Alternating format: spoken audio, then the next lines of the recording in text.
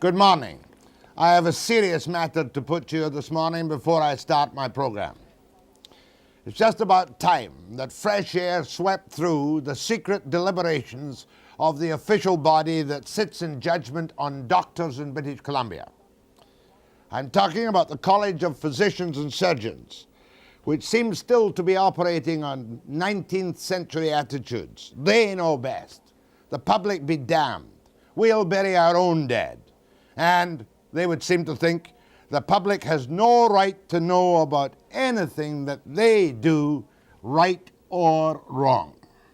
Now, I'm not trying to shock you. I'm just making a necessary point, in my opinion, in the public interest. Recently, a gynecologist was stricken from the medical record for infamous, scandalous conduct, which included sexual intercourse with a patient in his office. He was rightly and severely punished, but the public would never have known had a copy of the secret proceedings not been leaked to Rick Austin of the Vancouver Sun. The college was offended by the details, prurient and otherwise public. They took the attitude, none of the public's business. Well, let me add this morning another more complicated case which demonstrates even more strongly the difficult to understand convolutions of the system. An inquiry committee of doctors set up under what I believe to be the outdated Medical Practitioners Act recently ruled on 3 charges of sexual misconduct against a doctor, that 2 had been proven. Proven to me means guilty on 2 out of 3 charges, and 1 not proven. Was that doctor stricken from the record even when it was noted that the women patients were potential blackmail victims of the man I shall call Dr. X? No. Was he disciplined at all? Yes, that's a strange thing. He was kind of disciplined. He was banned, in fact, from prescribing methadone and from treating female patients outside of office hours, and that's it. Will the public ever know his name? Not from the college, it won't, even had he been stricken from the record. And not from me, it won't. So I must apologize to every other doctor in British Columbia for not naming him, and in so doing, casting a shadow over every other practitioner in British Columbia. Let me explain the college procedures in this specific case. After the preliminary investigation, when it was decided there was a case to answer, a committee of 4, 3 doctors and a lawyer, held a formal inquiry on oath with legal counsel on all sides. The committee ruled 3-1, a majority report, that 2 of the charges had been proven and 1 not proven.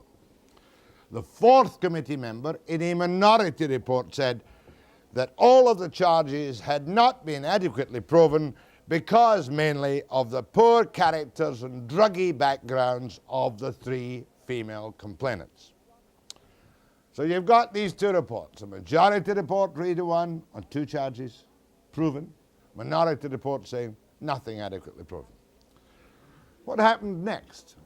The reports were then considered in camera by the full council of the college. They didn't rehear the evidence again. They had legal arguments, and then they went into private session, and they looked at the reports.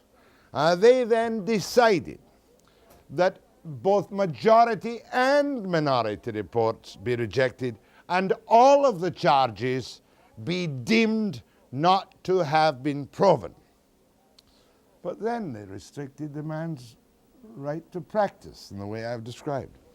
Now, the full council, headed by the current president, Bill B., who won't talk to me about this case, recorded that they reversed the majority verdict because of the lack of hard proof of guilt. From that minority report, which was leaked to me, and I have since confirmed its existence and the facts there in it, there were 3 complaints. All of them had similar ingredients. 2 involved female methadone addicts, ex-prostitute. All according to the evidence heard in the majority report, were subjected to the same type of sexual manipulation. All were potential blackmail victims, two by potentially withholding methadone prescriptions, and the third by the threat of eviction from a house owned by Dr. X. Significantly, however, the doctors who heard the evidence and decided by 3-1 that he was guilty and proven in 2 counts said there was no conspiracy against the doctor by any of the 3 complainants who testified. Even the minority reports find very peculiar circumstances and considerable smoke implicating Dr. X in unusual and possibly foolish actions, and adds, however, not adequately proven, difficult to accept the testimony of these women against doctors.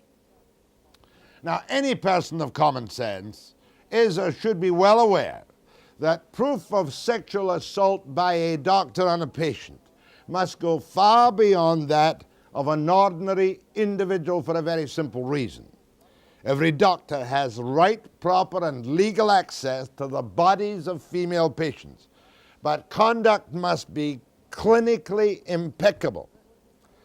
But remember this, in the case of the gynecologist or Dr. X, or any other of the doctors who may have been, for all I know, secretly disciplined over the years by the college, when a guilty conclusion of any kind is arrived at, I maintain that as in the legal profession, the public has a right to know now.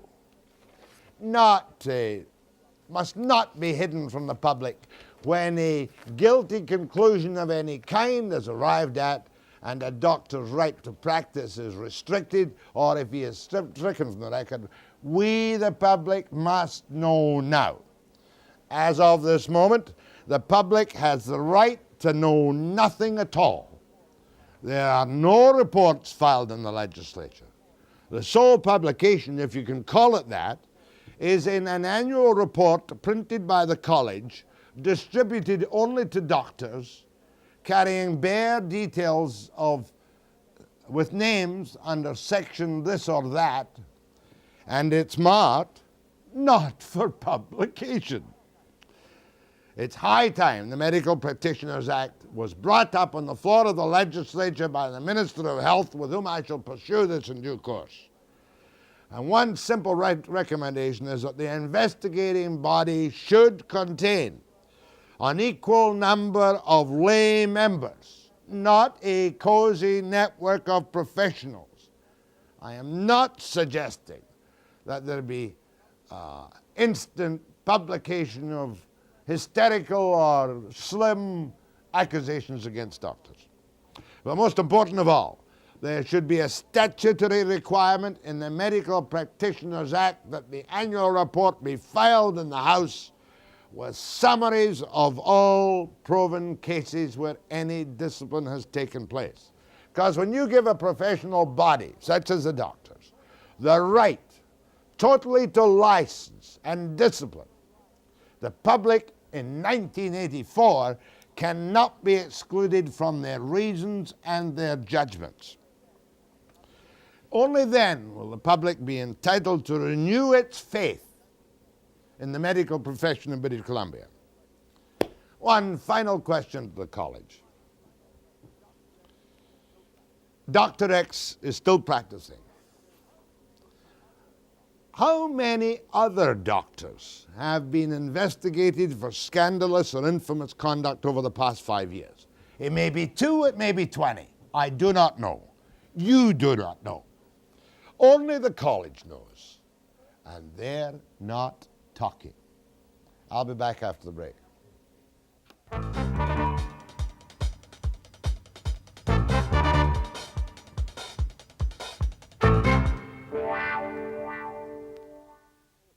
In 1960, a young social worker out at Haney decided to seek the nomination for the NDP to run for the legislature. That was a no-no in those days. Bonner trampled on this young social worker by the name of Dave Barrett. I interviewed him at that time. He went on to become the leader of the opposition, the Premier of the province of British Columbia between 1972 and 1975. And here we are nearing the middle of 1984, and Mr. Barrett is retiring from politics. He has made more friends than he has enemies. He's always shown a sense of humor and been able to laugh at himself. And I can't resist being a trifle nostalgic this morning and saying, I don't care what you do in the future, Mr. Barrett, but you're certainly going to be missed by friend and foe alike in the political field in British Columbia. Well, I'm getting worried. You're starting to call me Mister. Things must really be rough. No. I don't know what I'm going to do, Jack. I really don't. People have been very, very kind, and it is a question of making some choices, but I must say that everybody has been very, very kind.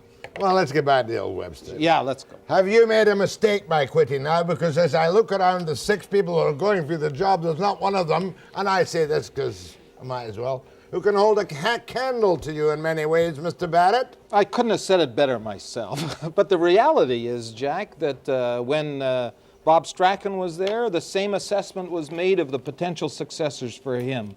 The fact is, when somebody... That's true. They regarded you as the jokester in the back bench. That's right. So what happens anytime there's a transition, people look at the positives and negatives and say, gee whiz, nobody can do that job. All of those 6 candidates are first class in my opinion. Of course, I have private opinions of which ones would be better or worse, but all of them are good. Which one is the more first class than the other? That is a private opinion, but I feel very comfortable with them, and I feel very comfortable with the party and where it's going. Have you been involved in machinations whereby the nomination in one of the federal ridings up the valley has been delayed so that you may run? I have not been involved in machinations. Will you run? I have made no decision. However, it is true that those people, some of the people in that riding have asked me to consider it. That is true. Are you considering it?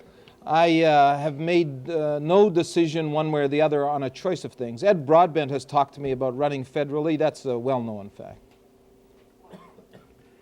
Do you want to get back into politics? He said, are you out of your mind altogether? That's a secret that I'll only share with the College of Physicians and Surgeons. You'll share with Shirley. With Shirley, you bet. You'll share with Shirley. I'll have to phone her and ask her what my decision is. Look, before we get down to really serious stuff, have you got a funny, is it a funny one? You want to look back into history? I think No. This was 19... Webster shows. Let's look into the history of Barrett and the Webster shows. We haven't got all of your heaviest speeches because that would have bored people to death. But we did over the years, Mr. Barrett, have a couple of giggles. Well, and we'll see them any minute now. Okay. Oh, is it coming? When is it coming? Said on the air, if I were a backbench government MLA and a social worker, I would have time to relax and slim all I wanted. And so would you, Mr. Barrett. Well, I don't know. You're so busy. I don't see how you keep up with all the meals if you're going to be that, approach. Come on, Jack. It was a bit of a joke, and I think humorous. And really, you and I both know that we should have some incentive to lose a little weight. Good for Emory. There should be a basic guarantee that some of their work is going to be bought. I'm not opposed to that. No, there's a culture gap between us, of course. Well, there's an age gap, too. I'll tell you this, though, there's no weight gap. You started it. I know. You consult a doctor before you went on your rather successful weight loss program? No, I did not consult a doctor. I consulted my scales and looked at them in horror and decided that I had to start losing some weight. How much have you lost? 14 pounds. As of this moment, I owe you $5. That is correct, and I intend to collect at the end of August. I've lost 9 pounds. I know, but you might beat me. I don't know. You canny Scots take us others on, you know. Now, I want you to be very careful how you perform this morning, because the production center will probably be taping us for techniques, you see. So be on your very best form this morning.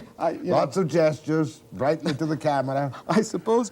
Oh, by the way, your fly is open. Don't worry, dead birds don't follow the nest. Right. It's okay. Look. Mister. That's an old Churchillian statement. Look, Mr. Barrett withdraws that remark. Really? Goodness gracious me. This is crazy. Are you in favor of premarital sexual relations? It all depends who with. This is crazy. This is the craziest. I'll give you a chance to answer that again. Are you in favor? That's none of Bill Bennett's business. None of his business. It seems to me that you and Bennett are homosexuals. Why is that?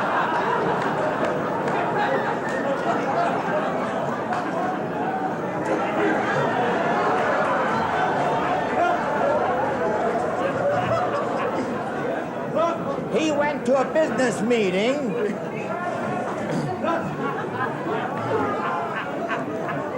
He went to a business meeting after he announced the election date. Yes. And he says, Dave Barrett is wearing a pinstripe suit, but he's wearing red shorts or underwear. How does he know?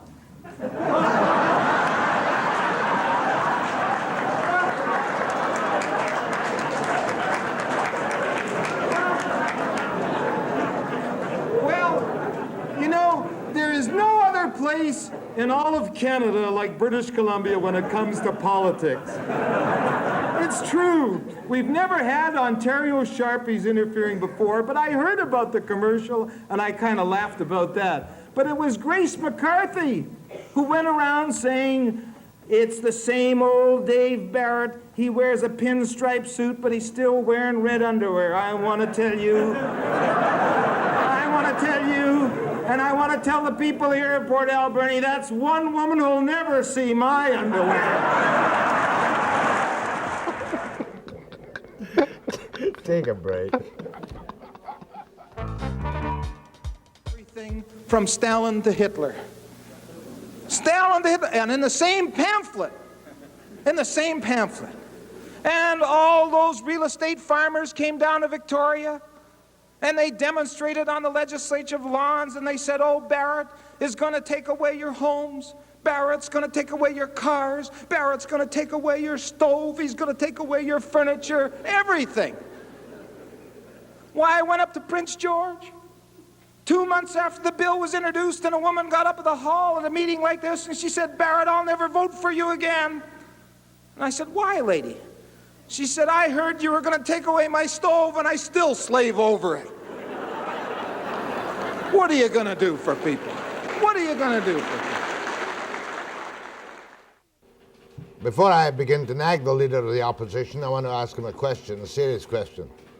What do you consider the major achievement of the 3 ebullient years you had in power in Victoria, 72-75? I have to divide that into 2 categories. A couple of things that I personally wanted and achieved and meant a great deal to me personally, and then in another category of what I think we did overall for the province. In the personal category, I never lost sight of something that, despite all the humor and everything else that I've had in this business, the personal category, I never lost sight of the fact that the motivating reason why I came into politics was that in those days we still put 12-year-old children in jail. And it seems like a simple single issue, but to me it was all-consuming at that time. That's what led me to politics on a broader range of issues. During our term of office, we closed the Brandon Lake School for Boys. We stopped sending 12-year-old children to institutions such as training schools, and to me, that was a great personal achievement. The other symbolic achievement was the victory in Cypress Bowl, but that came while I was in opposition rather than in government. Those are 2 personal things.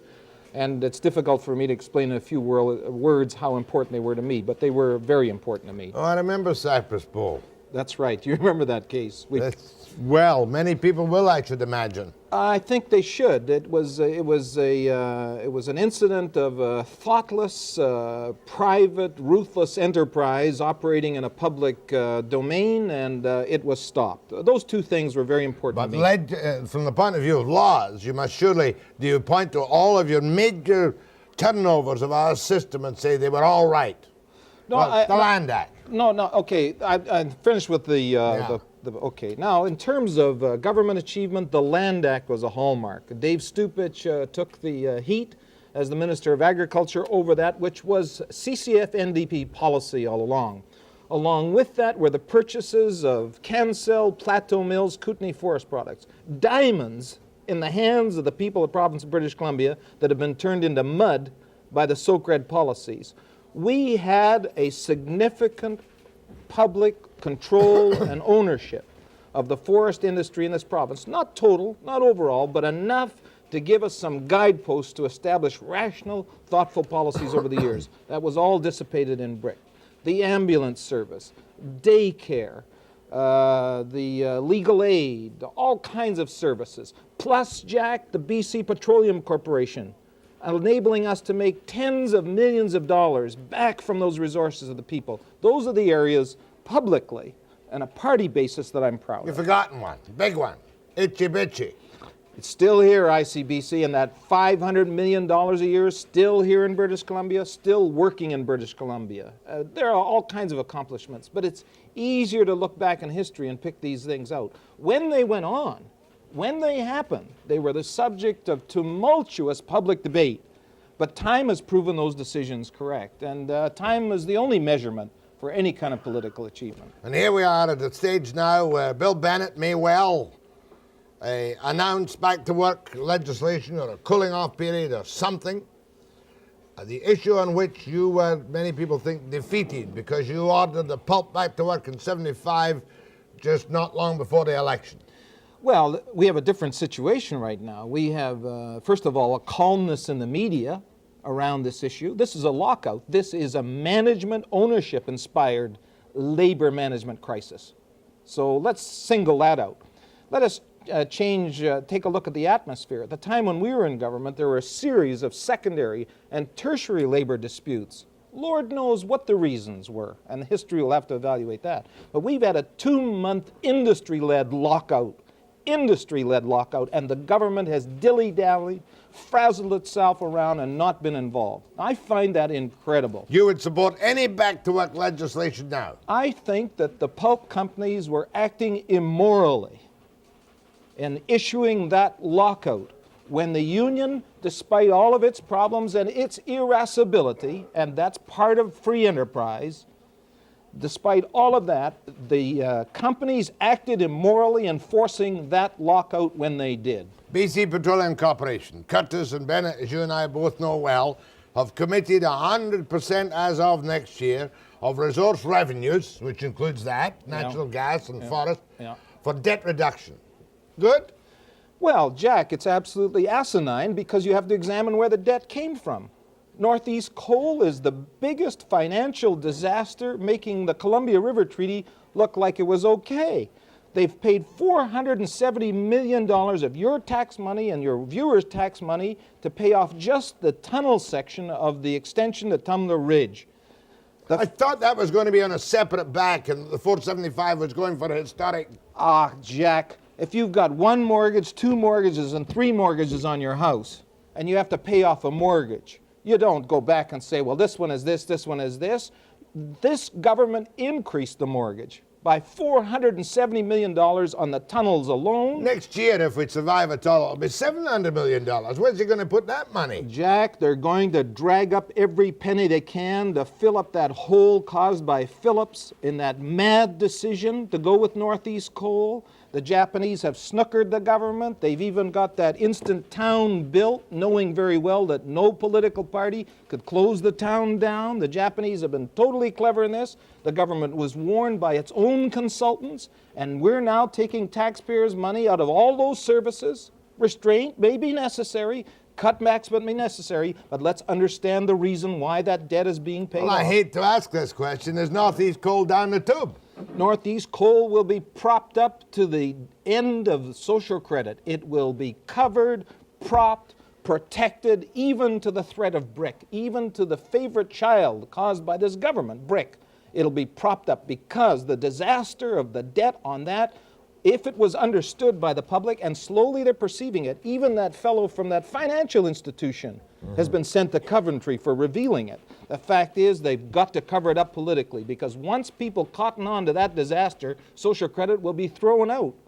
You mean to say he can't even hide some of this debt money, these sinking funds he may put aside in the future for gussying up the services for the election? Well, You've got to take that $470 million and reduce that debt, because that overwhelming drain, last year they gave $70 million to BC Rail just so the BC Rail could show a profit. You could show a profit, I could show a profit if the government gave us a handout. $70 million last year to BC Rail alone. They've got to cut that down to protect their political hides. After the break. No, I got nothing against going on television with him. I love everybody.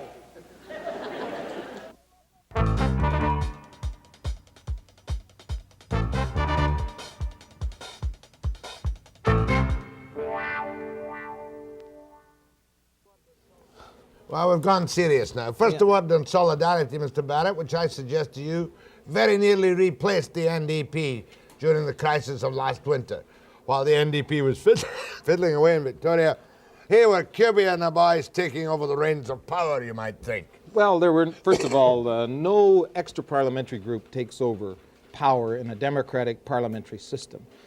As for us fiddling away, 20 times closure was used in Victoria last year. Don't forget this, that's a blot on the parliamentary record of this province. Even W.A.C. Bennett never used it. We never used it. 20 times it was used. Now, if you want to call that fiddling, that's one interpretation. I say it was a threat that aggravated extra-parliamentary activity. Now, as far as solidarity goes, political movements come and go in terms of that kind of activity. The NDP is stronger now and more necessary now than any other time in its history in the province of British Columbia. I would certainly like to hear from leadership from you, Mr. Barrett, on the penny farthing, union, non-union, Roy Gauthier Building Trades Council crisis, because it became eminently clear that the authorities had to win and that there was no right to terrify and harass and intimidate the worst non-union firms in the world. It's a free country. Jack, we are back to primitive 19th century capitalism. We have government policies that are actually encouraging working men and women to fight each other for ever diminishing jobs in a highly changing industrial society. There will be more of this because there has not been any planning at the federal level or the provincial level for the moral responsibility of ensuring that people have, in a democratic society, options to work. We're going to have serious unemployment problems in this country over the next 8 to 10 years, and penny farthing may turn out to be a minor skirmish unless governments understand that rational, thoughtful economic planning and a range of jobs are open for people. All very acceptable and very well, Mr. Barrett, but I want to ask you once again in a simple manner. Is it perfectly all right by your books if a man goes to work in a non-union job and is assisted by the law, if he is legal, so to do? The law sometimes is tested by people at all levels. Sometimes trade unionists in good conscience test the laws. Sometimes mayors of cities test the laws. Sometimes politicians test the laws. In a free society, each individual is responsible to make his or her own decision. That must be clearly understood. Now, the consequences of disobeying the law vary according to your station in life.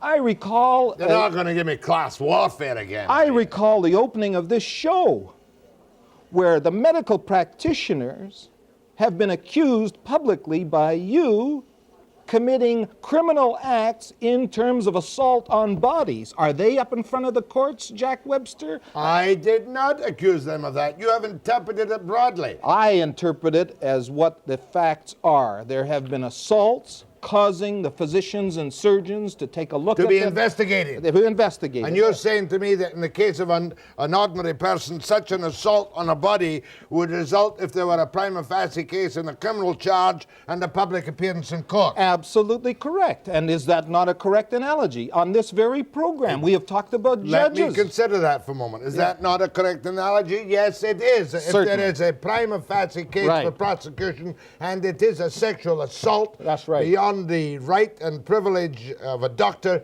it could well be a criminal matter. And judges, you say? And judges. And you and I have discussed it on this very program. Not to name any particular judge, but dealings with prostitutes. But merely to mention that some judges can disappear, leaving unanswered allegations of involvement with hookers. And never an investigation. If working people see that with doctors, if working people see that with judges, and then working people are told that they in conscience can't make decisions, doesn't that bring about hypocrisy? And cynicism. But there's a difference between the isolated cases and mass action. How many mass action violations of law were there? There's one at penny farthing.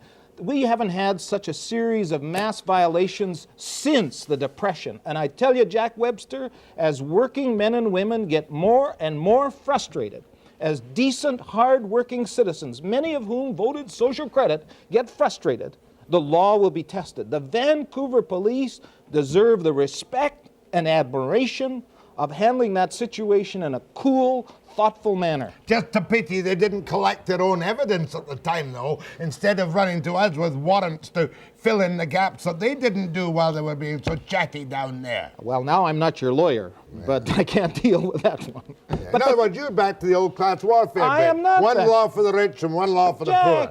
It's your program that exposes that fact. I didn't open with that shot this morning. But I am prepared to say that that I am a free Canadian, and if I want to take the consequences and I'm legal and protected with the law, I can work on a non-union job. Jack? Yes or no? Well, the law's there to protect it. Let the law be enforced. But the law should be enforced equally for doctors, lawyers, judges, and working people. More with Dave Barrett after the break.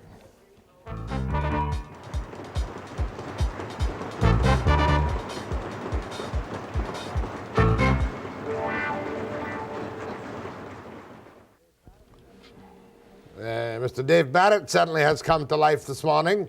He tells us that Northeast coal is an absolute disaster. We're being milked dry by the Japanese and by Bennett's thoughtless tactics. Let me now ask you about Expo. Is speculation, but I'll put it to you. If you were the Premier of the province of British Columbia today, and the $700 million of investment in Expo was threatened, as it undoubtedly is, by union jurisdictional fights within the labour movement as well as non-union, would you pass a law ensuring labour peace for the construction of Expo? I would do what W.A.C. Bennett did and what Dave Barrett did in the past. Get off my high horse and sit down and talk with people. There is always room for compromise. The building trades compromised with W.A.C. Bennett. The building trades compromised with us. But you can't work out solutions to problems if you stick with Ontario pollsters and not face people. I respect and admire both Gauthier and Jim Pattison in an attempt to come to some solution. But I do think that it would be far more useful if everybody got together in behind closed doors and came to some kind of solution to this problem. But Bennett signed a 10-year no-strike contract giving automatic wage increases in the first years of the peace in the Columbia. With the union. Whatever they arrived at agreement. Now, I may not have been happy with everything in the agreement, but they sat down and talked. WAC talked. I talked. This guy doesn't talk. He listens to pollsters and isolates himself. Now, I'm making a very serious charge, but that is a reality. Look at the way the government handles the press in Victoria. Even the press now can't even deal with the politicians in the corridor. There's no longer an open press conference where reporters can ask the Premier a question. You want to try and talk to some cabinet minister sometime, and I just will not talk to that man, he'll or his machine. Well, they've got a propaganda machine that spends $18 million to give you packaged politics. That's brand new in British Columbia. Did you ever ask for free time when you were Premier? I don't recall asking for free time. I stood up in the House and made my statements in the House and gave the opposition the opportunity to respond. You must concede that if Bennett wants to get the people of British Columbia, it's far better to do his own shtick from his point of view, uninterrupted on his package piece than to expose himself to nagging, carping critics like reporters. Some of them. Why shouldn't any politician in a free society expose themselves to nagging, carping critics? That's the nature of a democratic parliamentary system. Right now we're getting You're a packaged... bad British Columbian. Don't you say that to me. I don't believe that anybody is a bad British Columbian. I think only immature, thoughtful people who mistake their thoughtfulness with their immaturity come up with those statements. Bill Bennett made a foolish blunder, and the best way to deal with that one is to get on television and apologize and say he didn't mean it that way. No, I happen to agree with you that I think it's quite dreadful that major policy statements become unquestioned from a script on television given to him. I think it's dreadful. I think is the House sitting just now? Yes, the House is sitting. It is. Who would know? But I'll tell you something more dreadful. It should be made on the floor of the House. Yeah, and I should respond there without any warning. But my response will be packaged too. You're going to get gussied up and have a little... They don't need to gussy me up. I'm beautiful as it is. But they're going to turn the camera on me, and I'm going to give a packaged response to a packaged statement. Is that the British parliamentary system? Of course not. There should be the give and take of an immediate debate, not that kind of nonsense. But just by the way, have you got an advanced copy of his package piece for Thursday night at 7 p.m. on British Columbia Television, which will attract, as it should do, a massive audience?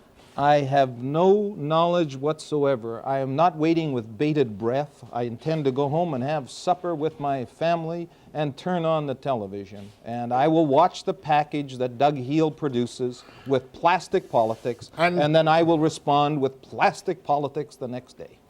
Is that one of the reasons you're getting out? Partly. After the break.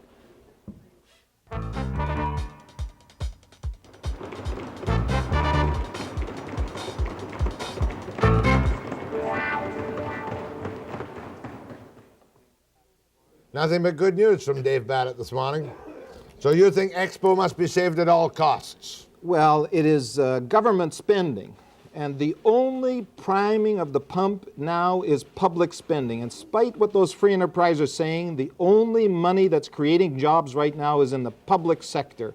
And if that's canceled with all the anticipation that has been made on it, then we're in for a deeper recession, i.e. depression, than we've got now. Well, I'm not going to chase you on your party convention.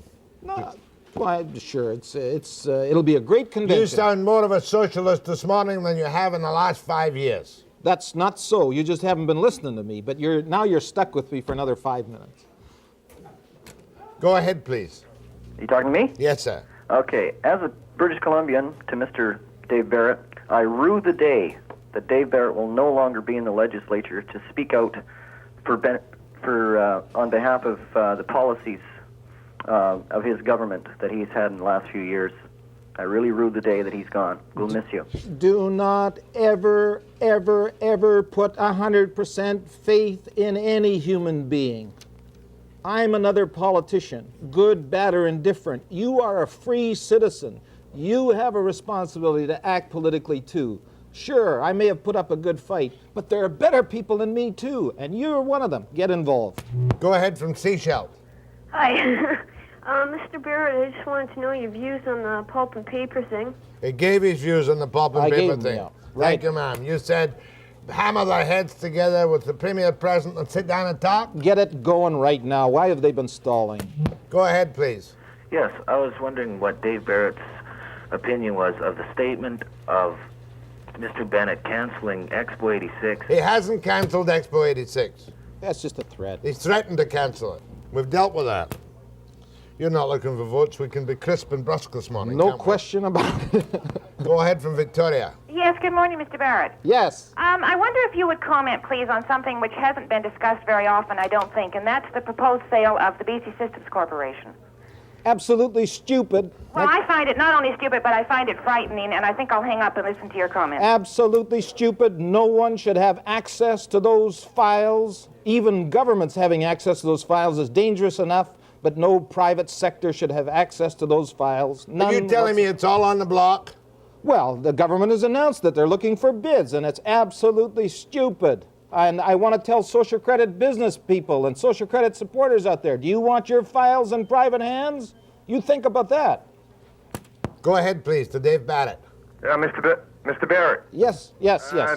What's your feelings about Pacific Coach Lines, the giveaway of Pacific Coach Lines? I'm a bus driver. I've been there for 14 years.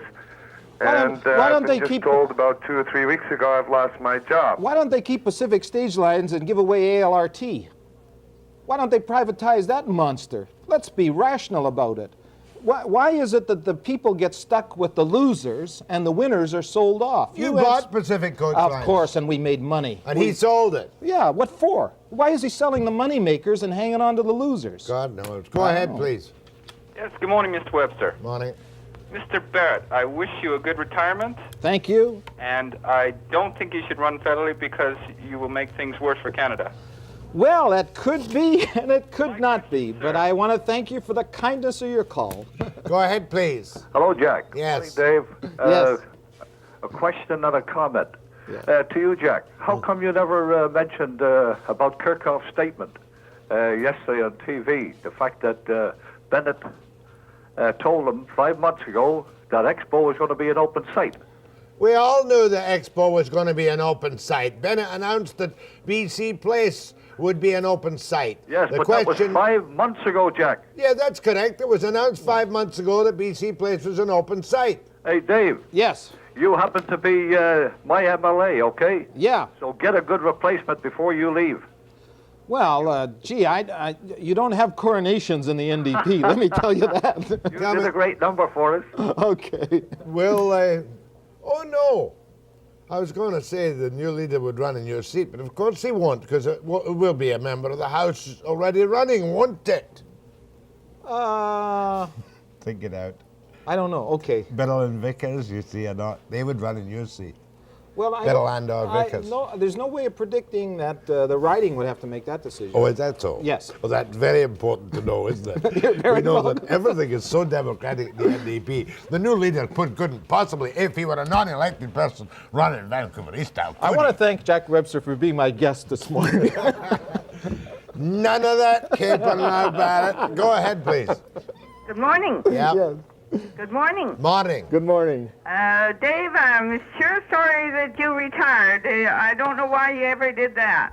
Well, 25 years is a long time. I know it is, but you got a large percentage of the vote, and on top of it all, this government here is taking advice from the Fraser Institute that believe in doing away with the minimum wage because people can't afford to pay the minimum wage. Yeah, we know that. Look, I'll tell you, I've given my best shot. I love British Columbia. This is my home. It's just simply time for a change. That's all there is to it. Go ahead from Victoria. Yes, good morning. Morning. I must clarify that I'm a new resident of British Columbia after living 30 years in Alberta. Poor fella. Yes, well, it's disheartening, but it seems over this labor union movement that seems very simple, that the government, at least, is trying to establish some détente between the power of the union against the power of the people, so to speak. No. They are our representatives, and the NDP in this province in the past never did that.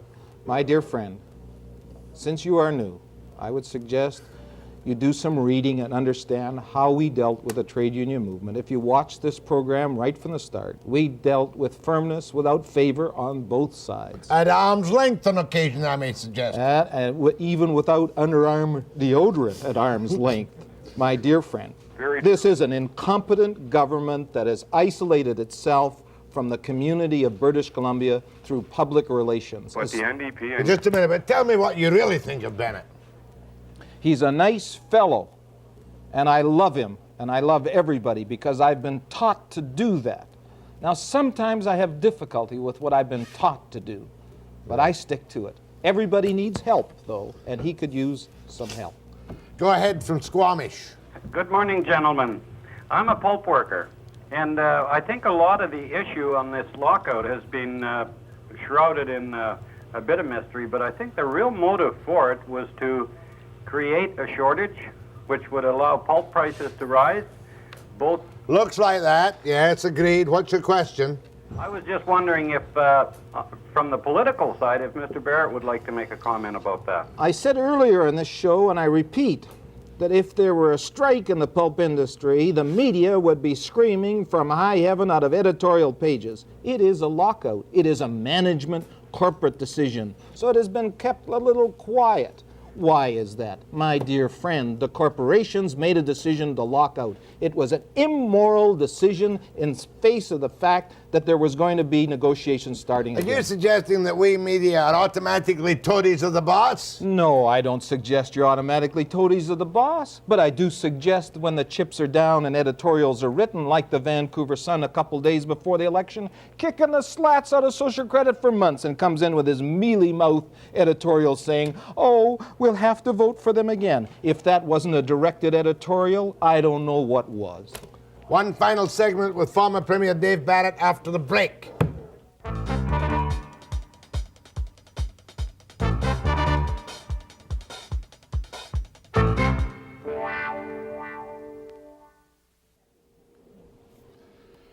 Where am I going? Where are you going? Where am I going? Go ahead to Dave Barrett. Good morning, Dave. Good morning. Inga Camp from Delta. I'd like you to comment on the expenditure of another $200 million for an ALRT bridge to Surrey, when both could have been accomplished by putting an ALRT line on the Addison's Bridge. Let's not get involved in routes, please. A philosophical decision has been made which I disagree with, and that is to go to ALRT, which I think in a large part is unproven technology with horrendous costs yet to be added up. The better route would have been going using the existing thoroughfares with CPR, CN routes, and going to more intensive man hours in terms of not automated equipment, but manned equipment and equipment built here in British Columbia. They shouldn't have closed the rail car plant up at Squamish. We could have had those jobs here in BC. Go ahead, please. Good morning there, Dave. Happy retirement.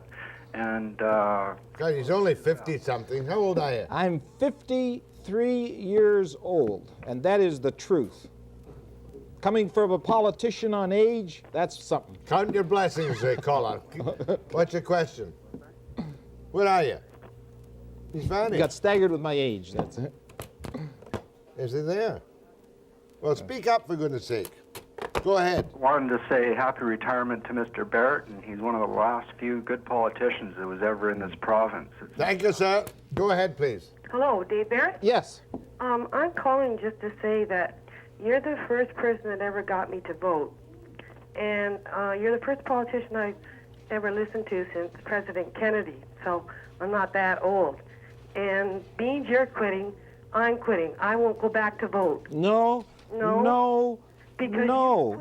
You didn't hear what I said earlier. I listened to everything you I'm said. glad you're supporting me. I'm glad I got you involved in politics. But please, the best politician in the world is yourself in a free... You were the best here. No. I'm pretty good, but not the best. You're the best. Okay. And people that say that you shouldn't be here, you should be in Ottawa. You should be somewhere where we have something to believe in. We don't have anything to believe in anymore. This is what your quitting is doing to us. We know what's going to happen. Nothing, like always. Because you're quitting, we're quitting. We won't vote no more. What's the sense? We have no one to vote for.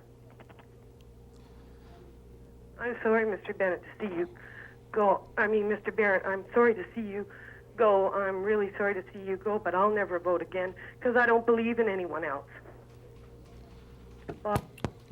I'll let you hang on that hook, Davey. No, don't say anything. I'll take a call. Go ahead, please. Go ahead, please. Hello, gentlemen. I'm calling in regards. I was trying to find out, for about a year now, I've been working on a job creation program, and I'm trying to deal with the government. I'm finding it very difficult. Who should I be talking for funding? And another comment? Your Liberal MP. My Liberal MP. Write me a letter, and I'll see what you've got, and I've always answered every letter. Thank you. Thank you. Do you appreciate my snarky remark about the Liberal MP? Okay. Go ahead from Victoria. Hello. Yes, ma'am. Mr. Barrett. Yes. You are in the wrong party. You are a fantastic man. And I wish you were in the Liberal Party. Do you know we're trying to build up a Liberal Party? Okay, would you ever join the Liberal Party? No, I am in the right party. The party made me. I didn't make the party. Get that very clear. The history of social democracy, of democratic socialism, has enabled me to be a spokesperson for social justice and economic justice. I'm not in the wrong party. I am thankful for the honor of having been able to serve this party. Go ahead, please. Yeah, good morning. I think it's pitiful as a whole that organized labor is using the World's Fair as a blackmail point. And second of all, in all the times I've seen you on Mr. Webster's show, you've been direct, straight to the point, and a man who's always struck me as not being afraid to address the issue. I wish I could say that of your political counterpart in Victoria. Thank you. Well, look, organized labor is not holding up anybody. Organized labor wants jobs. Unorganized labor wants jobs. You've got working people who don't have jobs fighting each other. It is a sad commentary on a social economic system that is a failure. The best comment on this came from Remy DeRue, the Catholic bishop in Victoria. Not the NDP, not Social Credit, but a community religious leader who put his finger on a basic point, that we have not adopted social justice and economic justice as goals for this country. Nor are we likely to in the foreseeable future. That is the one thing that may draw me back into politics someday. The anger over the fact that I have had, and my wife and our children have had the best of the possible things of this world because of our parents, and in my case, my teachers. I still feel an obligation to fight for people. I need some time off now. But what you say in terms of not in our lifetime, that gets me mad. That gets me riled up politically. Go ahead from Williams Lake. Good morning, Jack and Dave. I would like to just congratulate Dave on the creation of the BC Ambulance Service. You said earlier in the program that time is the test. Well, David, 10 years later, the service is copied and it's envied by all of Canada, and it showed great foresight on your part, and I'd just like to congratulate you on that, something that's often passed over. Dennis Koch was the minister, and he deserves credit for it. He's not running for leader. No, he's not running for leader. He's heading the Coke machine. Well, and there's the Pepsi machine. Who's the Pepsi? And there's the Orange Crush. There's a whole works of them. I'm watching it all. I'm a naive innocent watching all that good fun in politics. 2 minutes, no more calls. Okay. You've got 2 minutes to sum up a career, an active career of 24 years as an elected member of the NDP and former Premier of British Columbia. Well, I can't take up the whole 2 minutes. I have, I think, received more out of it than I've given, and if that's the case, I apologize. I've made a lot of very good friends. It has given me a sharp perspective of my own life. I am a very lucky person. In terms of this beautiful province and this beautiful country, I think we are very lucky to live here. I think we're very fortunate to be Canadians, and particularly fortunate to be British Columbians. Never give up hope, no matter what the problem is, it can be solved. The most important issue above all facing us now is the question of peace and the question of avoiding nuclear war. I have a compliment for you. Don't fall off your chair. All right. I don't. You have never told me a lie. That's true. I've avoided the truth on occasion. I have a very special, expensive present prepared by my staff and gift wrapped at great expense. Take to your political retirement and used for many years. It's quite irreplaceable. A Webster mug. This is From one mug to another. A momentous occasion. Only a Scots would insult a Jew by giving him this cheap mug. But I'll take it and use it. My thanks to Dave Barrett. You'll see, Davey, have no fear about that in the future. Now, we're going to turn to Dr. Donald McDonald, the moderator of the 109th Assembly of the Presbyterian Church in Canada, after the break.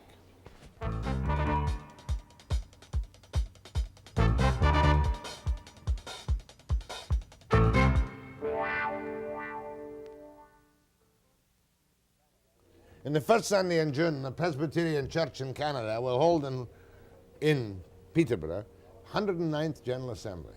109th.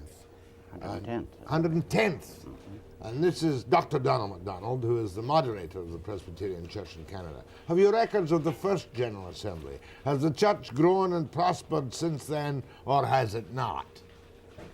Well, of course, in 1925, we lost 2/3 of our membership into the United Church. So as far as the Presbyterian Church, we're smaller than we were then. But about 4 years ago, we passed a resolution that we would double our membership in the 80s, so we haven't done that yet, but we're working on it.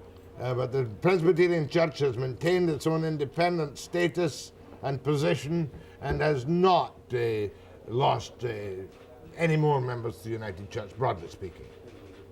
Yeah, broadly speaking, since 1925, when union took place, we've maintained our membership fairly well. Can I ask you a question that just comes to mind now? When was this original split in the Presbyterian Church in Scotland between the wee frees and the moderates? Well, that goes back over 200 years. That was more than 200 years ago. Tell me about your own family, Donald McDonald. How many generations can you trace your folk back to Canada from Scotland? Well, the original Donald McDonald came out in the ship Hector in 1773. So we've had about 7 or 8 generations since that in Pictou County. They were the first settlers in Pictou County. Came over in the ship Hector, took about 3 weeks to cross the ocean. There's a little incident that I think is maybe a bit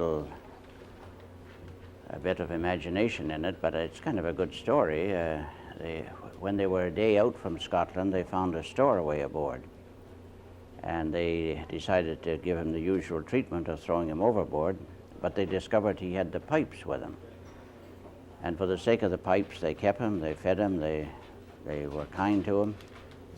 And when they landed at Pictou County and were marching into the shore, there were a group of Micmac Indians doing a bit of a war dance on the beach, and this scared the people from Scotland. They had never seen that before, and the Micmacs had never seen a boat before, so as the Scots were marching in, they were a little nervous, but the lad with the pipes filled them up with air, and he played a tune on them.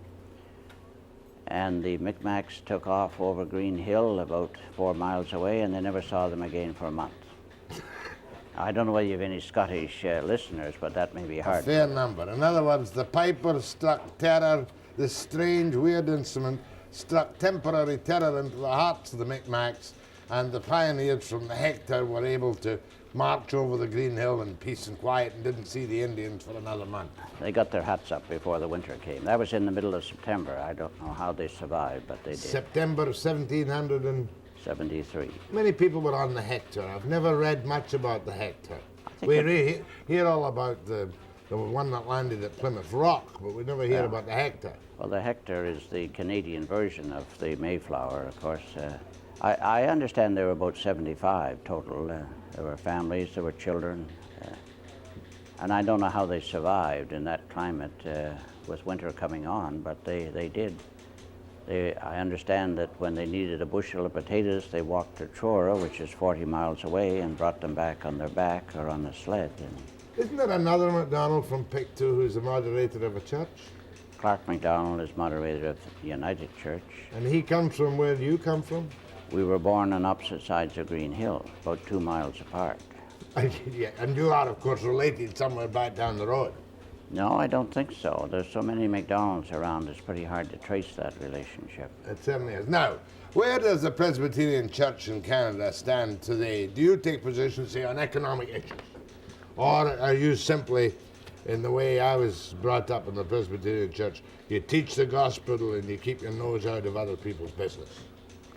Well, I think society is our business, and we're involved with people, and to that extent, we try to get into social activities. We're a little small to play the big role. The United, the Roman Catholics, and the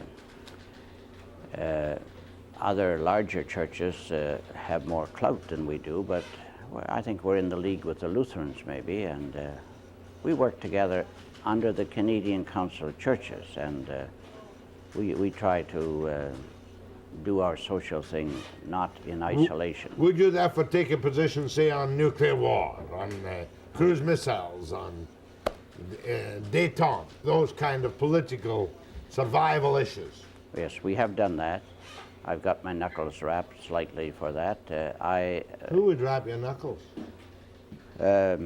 People who read the Presbyterian Record, who are supposed to be members of our church.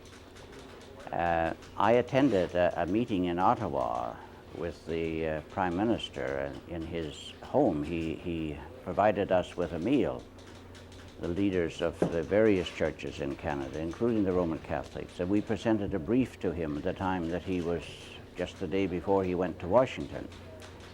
And at your expense and some others, we had a nice meal with him, and he spent 2 hours listening to us and said it was one of the better briefs that he had received. You were supporting him on his disarmament mission at that time, I presume?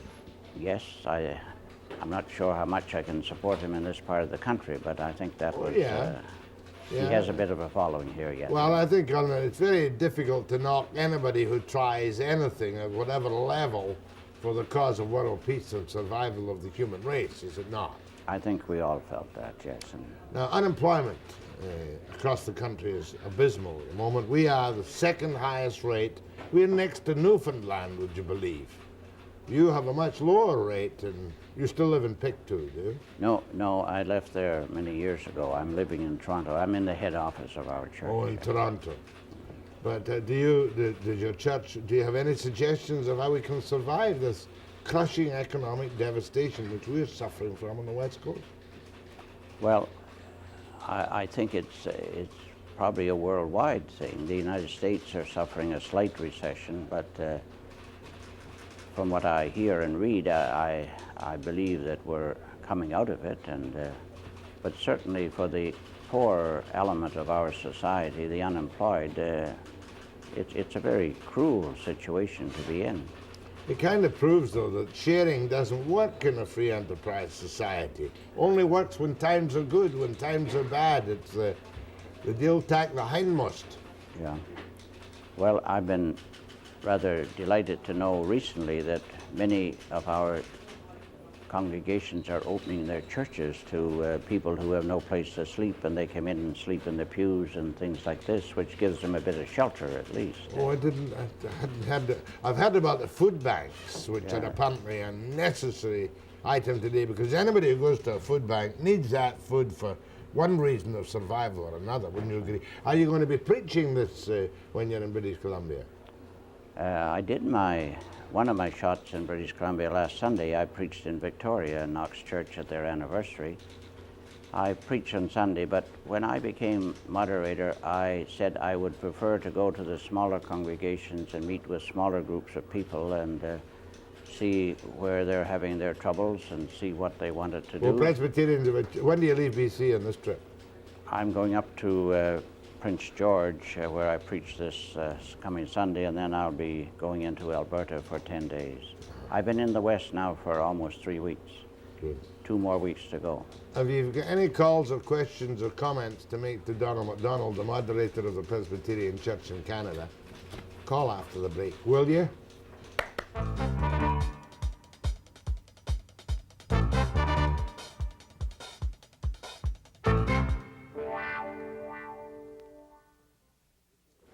Donald McDonald is the moderator of the Presbyterian Church in Canada. You know, I remember going to church with my grandfather, and this wasn't our usual church, but I had a precentor with a tuning fork. We had no choir as such. Is that still used anywhere in Canada? Ding, oh God, our help in ages past. Don't ask me to sing now. No. It's just on the way out. I have preached in churches where they used a presenting fork in my younger days. And they sat to sing and they stood to pray. That's right. Yeah. You didn't bend, you didn't kneel to pray, you stood to pray, and you sat down to sing. My first church had a high pulpit at the back and doors on the pews. And am I correct in thinking that there were no vestments, just a simple black gown for the minister? Well, that was a individual choice. That must have been the wee frees. Yeah, they would be very simple. Because they were very straightforward. Yeah, I very nearly got thrown out of a wee free assembly in Glasgow when I was a young reporter. I had done nothing. I was representing the Glasgow Herald, but I was denounced as a member of the Yellow Press. Can't imagine you doing nothing. No, I was just sitting there quietly minding my own business. It was the paper they were after, not me. Go ahead, please. Hello? Yes. Yeah, I would like to speak to McDonald. Do go ahead.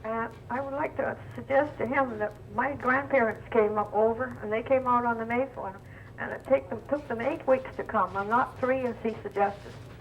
I don't think you said 3 weeks, did you? Yes. Yours came in the Mayflower. Are you trying to be snobby with us this morning? No. The Hector was every bit as good as the Mayflower, if not a wee bit better. I doubt if it took just 3 weeks. No, you've been right, lad. They probably got a nice current from the east. Yeah. Yeah, maybe they did. Go ahead, please. Good morning. Morning. I'd like to ask Reverend McDonald a couple of questions. Where does Presbyterian stand on doctrines, and are they fundamentalists or are they evangelical or what? Yes, we don't judge people on their own individual doctrines. We have the term evangelical is very hard to define. I would trust that we are all evangelical. I would trust we are all fundamental, and I have great difficulty in distinguishing between those two groups. We have what you probably mean. We have both parties in our denomination. But you could hardly call the techniques and tactics of the Presbyterian Church as what you would commonly call evangelical. Oh, I would call it evangelical. If evangelical is presenting the evangel, which is Jesus Christ, that's my understanding of evangelical. But more quietly and soberly evangelical than some of the other churches you might see on television on Sundays. It depends a bit whether it's a Scottish element or another race. Suppose so, yes. Go ahead, please. Dr. McDonald? Yeah? Is that true that the Reverend, the gentleman in Oklahoma, or is it... No. What gentleman in Oklahoma? That evangelist that built that town in Arizona. There are so many of them. It's difficult to. What is your point, oh boy? Well, I understood that he was a Presbyterian member. Roberts. No, Ronald Roberts. No, he's not. We would not want to own him as one of our members. Go ahead from Kitimat. Yes. That's you, sir. Yes, Dr. McDonald. Yes. I'd like to ask a question about, basically it seems to me that in the Bible, as far as my knowledge is concerned, Christ demonstrated his anger at business being conducted in a temple instead of the values of taking care of one's brother. It seems to me that this is instructive to us, and I wonder if the church should not follow his example and demonstrate anger at not taking care of our brothers in the name of restraint. It seems to me that the almighty buck has somewhat usurped our spiritual values, and it's easy to justify for some people unemployment, disintegration of okay, I've got your question. Alcoholism that results from all this. Sure.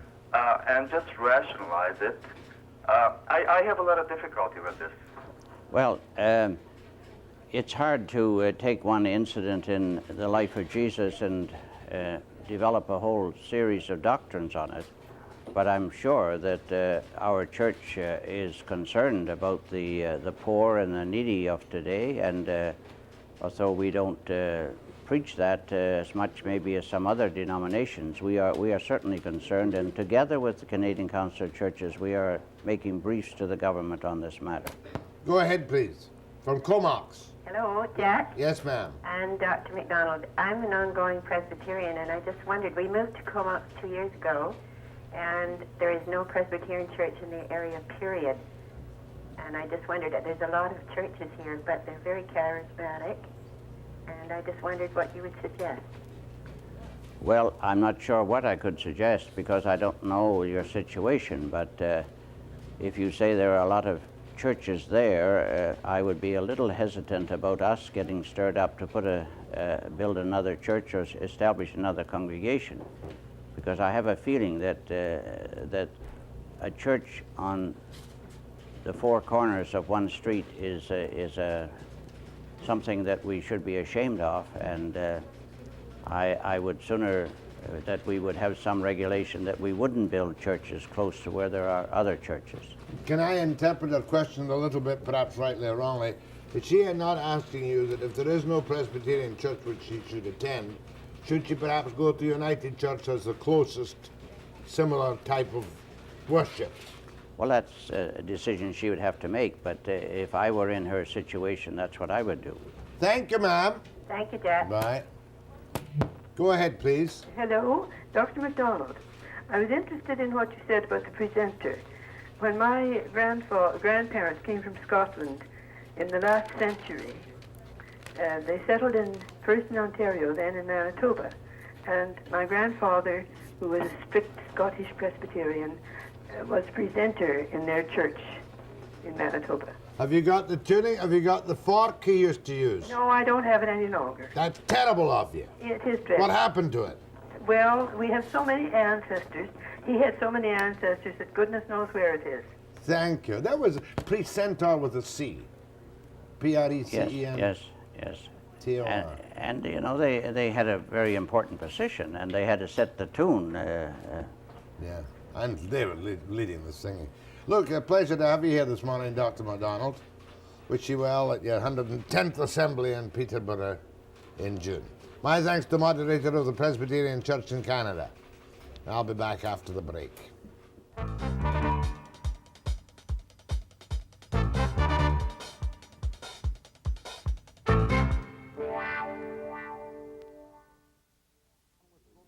Grace McCarthy tomorrow morning, along with spokesmen from the BCAMR and Kamloops, on the program I did the other day on the problems at Tronquil, concerns of citizens in Tronquil.